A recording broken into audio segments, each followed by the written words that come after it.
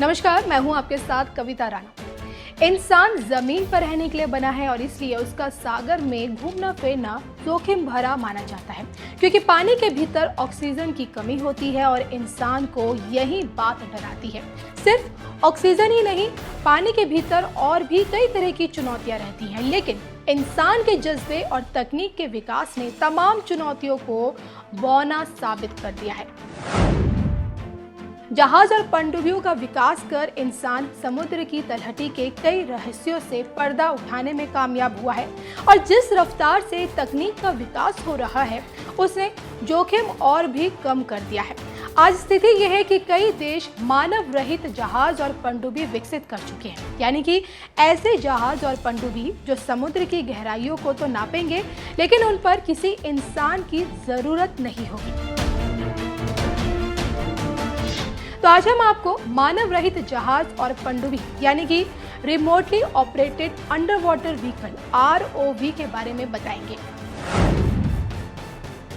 तो वैज्ञानिकों की माने तो जब कोई पानी में 100 मीटर नीचे जाता है तो उसे सामान्य वातावरण के मुकाबले 10 गुना ज्यादा दबाव का सामना करना पड़ता है और ऐसे में शरीर में कई रासायनिक और शारीरिक बदलाव आने लगते हैं। किसी भी गोताखोर के लिए सामान्य काम करने की गहराई 150 मीटर तय की गई है और इन्हीं सब चुनौतियों के मद्देनजर वैज्ञानिकों ने ऐसी टेक्नोलॉजी विकसित की है जिसकी मदद से समुद्र में बड़ी आसानी से जा सकते हैं और उस सिस्टम का नाम है रिमोटली ऑपरेटेड व्हीकल।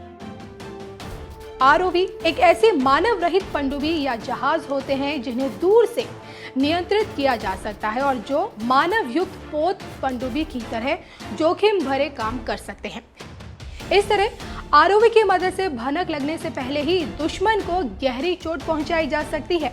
जिस तरह आतंकियों के लिए ड्रोन काल है, ठीक उसी तरह पानी के अंदर UUV है जो बिना हिले इंसानों के द्वारा दिए गए टारगेट पर पहुंचकर विस्फोट कर देता है।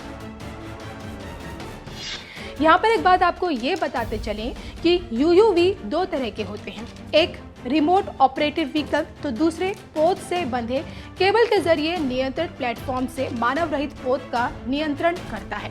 यहाँ पर एक बड़ी जानकारी आपको अब ये देते चले कि इस टेक्निक का पहला प्रयोग ब्रिटिश रॉयल नेवी ने 1970 के दशक में किया था, लेकिन अमेरिकी नेवी ने ROV टेक्नोलॉजी में छलांग लगाते हुए ऐसे वाहनों को सागर के गहराइयों में भेजने की क्षमता हासिल कर ली है, जिससे गहरे समुद्र में बचाव कार्य या फिर समुद्र के सामान निकालना संभव हो सके।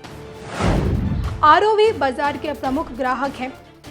2010 में $85 करोड़ मूल्य के ROV की बिक्री हुई, जिनमें से 50% रक्षा क्षेत्र के लिए खरीदे गए। रक्षा क्षेत्र में ROV की कामयाबी से बचाव कार्य, दुर्घटनाओं की जांच, जलगत निरीक्षण और पोर्ट सुरक्षा जैसी जरूरतों के लिए इनकी मांग बढ़ रही है।